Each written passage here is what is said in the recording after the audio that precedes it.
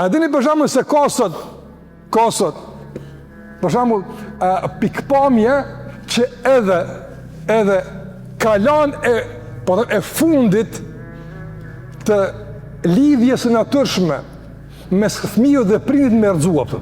Cila është e kala? Kala e kujdesit. Po mirë be, po kjo kom biologjikisht, po kusht ka këshyre vëlla, kusht ka ushqy, apo?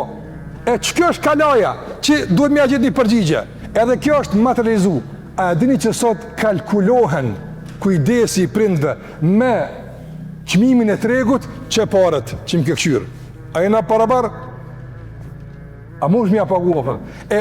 Dalaj këtë identitet të ndërtuar në këtë egoizm, materializm, në këtë rastësi që zhvlerëson totalisht, edhe një që vjen të pejgamber som të e bojt nonën krah, në haqë, në vap, e i thot, ja Rasulullah, aja ku mund hakun, thot, ju as për natën që u për ty e ka prish gjumë në thëmë. Tash, cilën kultur për edani?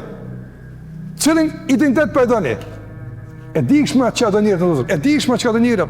E na dojmë identitet që prejardhja jonë është e qartë.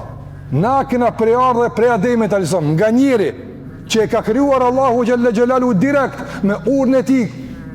Wa nafakhna fihi min ruhna.